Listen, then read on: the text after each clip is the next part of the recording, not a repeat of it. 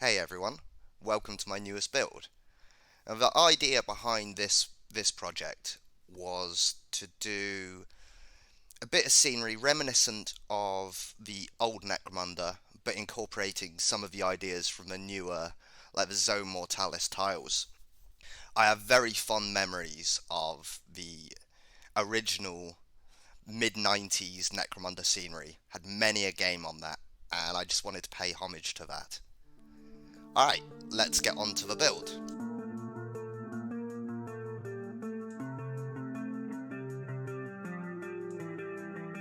Alright, for the majority of this project I used 3mm chipboard, and I start off making the central tower, and it's the entire length of, the entire height of the chipboard, which is just A4, and I've spaced this into two 10cm sections, and then the rest of the chipboard, and they're all 8cm wide. So I cut out 4 of these sections.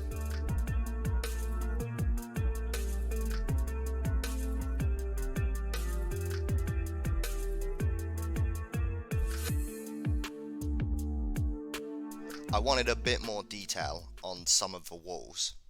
So this section, in the second up 10cm section, I measured down 2.5 and up 2.5, and then in from both sides 2cm, and drew out a rectangle, and then cut that out with a sharp-ish hobby knife.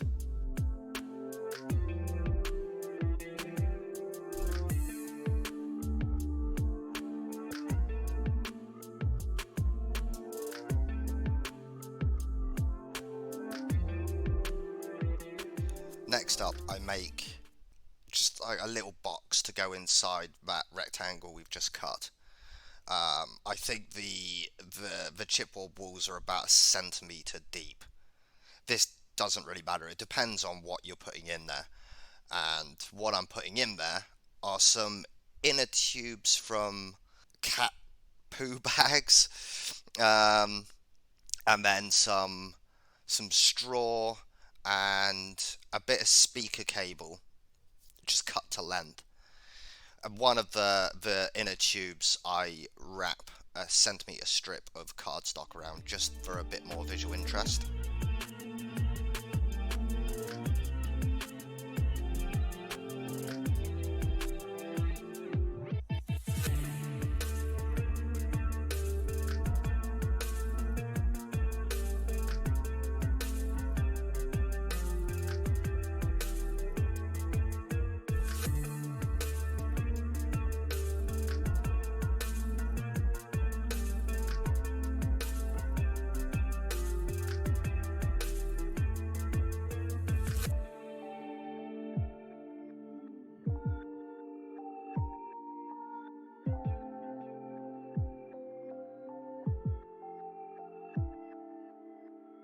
I glue all that in with hot glue, and I whack on loads of hot glue on the inside just to make it all pretty secure, and then I just glue on a rectangle, kind of an offcut of chipboard onto the back. We miss a little bit of video here, but I cut another section in the opposite wall, just a smaller rectangle.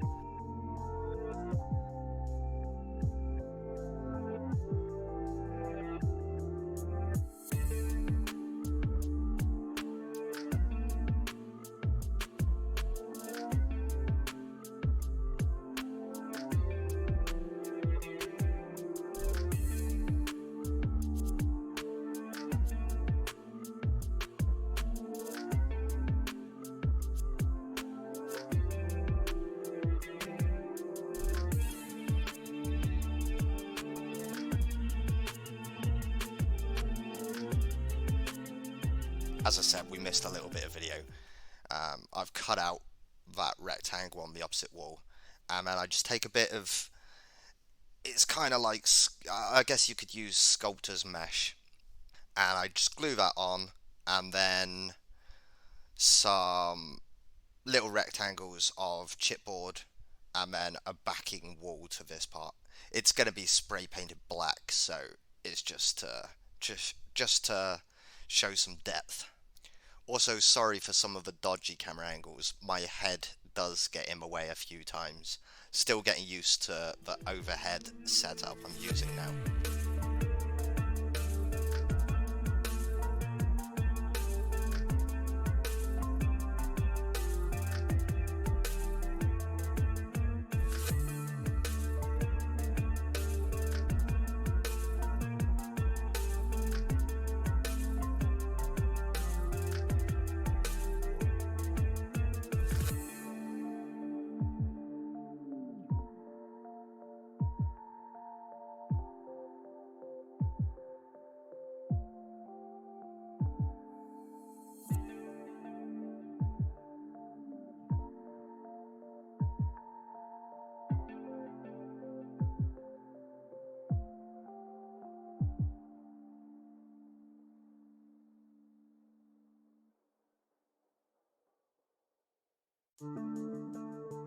I was a little bit concerned about the stability of this.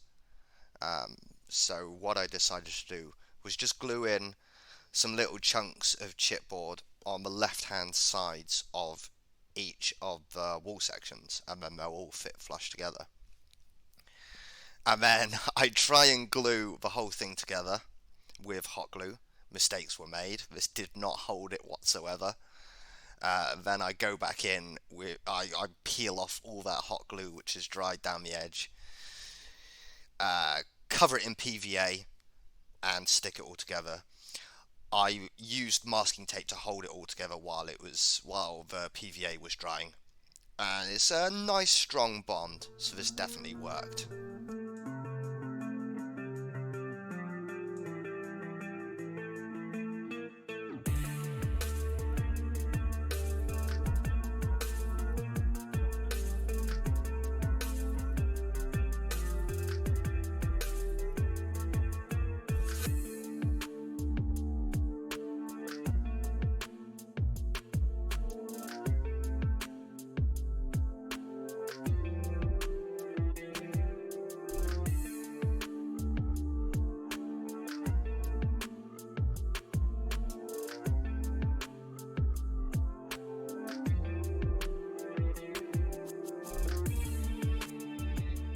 Apologies for smacking the camera with my head halfway through this one. Yeah, you'll see. Okay, we're all glued together, and the bond is amazingly strong. It would take quite a lot to break this central tower. I What I do next is using just cardstock. I want to add borders around each section. So the middle section, the side pieces of card are a centimetre wide, and then I've cut out a smaller section, 3 centimetres on the inside, 2 centimetres in like the middle of the card with a 45-degree angle. So there's two for each side all the way around the tower, and then the rest of the trim is just a centimetre wide, and it goes horizontal and vertical on all the other sections. You can see in the video what I do, and then this is all just attached with PVA glue. The offcuts from those little sections I cut out for the middle side borders I used on the top and the bottoms of the two rectangular cutouts I did in the side walls, the one for the pipes and the one for the mesh. Just a bit more visual interest.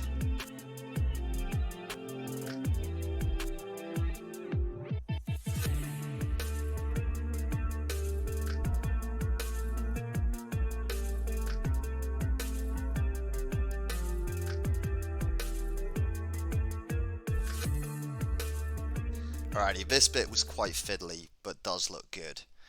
I just used 5mm wide cardstock, cut into lengths, and then I cut some angles. They're about 45 degrees. They kind of vary actually. So these are cross braces for each of the sections. So I glue down one diagonally, and then mark off on the next one where it meets that one, and cut out the two, cut out a little section so it's all going to be flush. I didn't want them to overlap. It was a bit fiddly, but I do like the result. They're not perfectly meeting in the corners, or at least some of them, but they're close enough. With paint, you won't notice.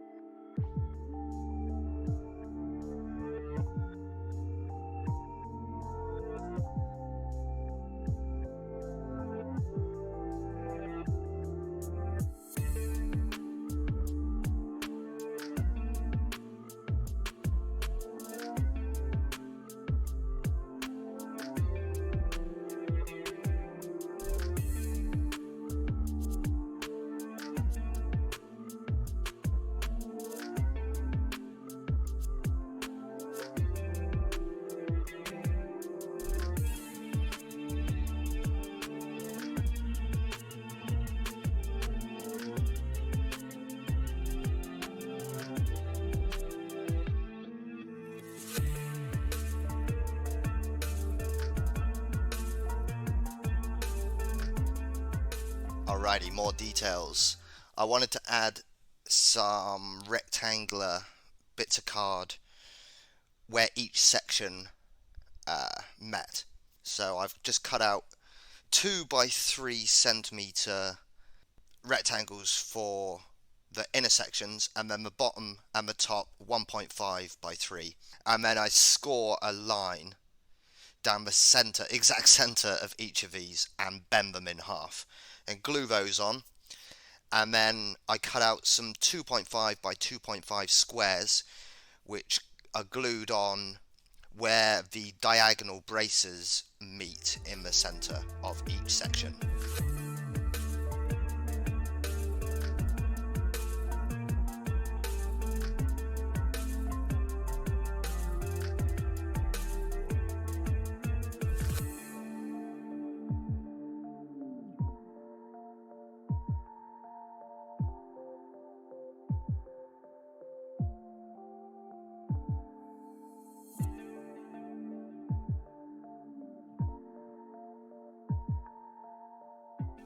Alrighty, roof time. I've cut out a square of chipboard. I think it was 8.3 centimeters. It depends on the exact dimensions of your tower, but I just wanted it to be flush. So I glue that on, and then the walls are 3 centimeters, but I recess them about a centimeter. So there's 2 centimeters of clearance at the top, so a model could look over and fire. I glue all this on, leaving a gap in one of the walls for a ladder to go up to the roof.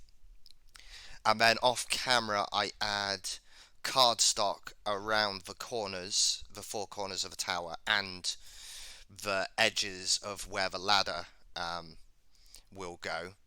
I've also glued some squares of chipboard onto the roof as little panels. And then I realised I wanted the tower's footprint to be 10 centimeters rather than 8, at least for the 2 floors that will go around it. So I've added these bits of chipboard at each of the sections where the exterior floors will go, just to make it up to 10 centimeters. You can see at the beginning of the next video what I've done here.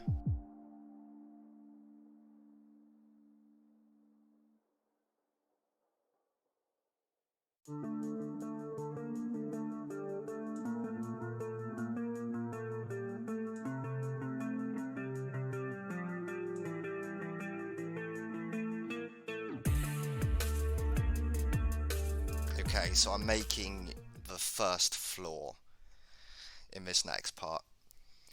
Now this looks good, but it was tedious. But I've done this in 4 sections, so 2 sections are 25 centimeters by 5, and I've drawn lines for 5 centimeters all the way along. So they're 5 by 5 squares. And then 2 sections which are just two 5 by 5 squares. So 10 centimeters by 5. And then I take more card and I've cut it into 5mm wide lengths. And then those are cut down into 5 centimeter long parts, and then I snip the corners at about 45 degrees. Now I had to go back with scissors and cut a few more of these as I was gluing them down, just to make them all fit as cleanly as possible. Some are a bit messy, but not bad. So these will be the edges for each of the 5 by 5 squared tiles.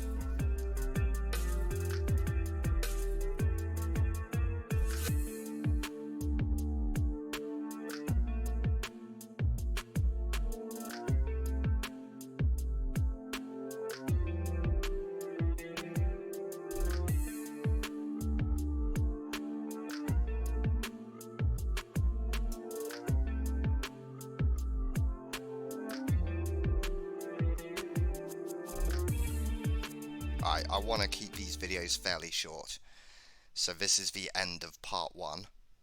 Join me for part 2 to continue the build.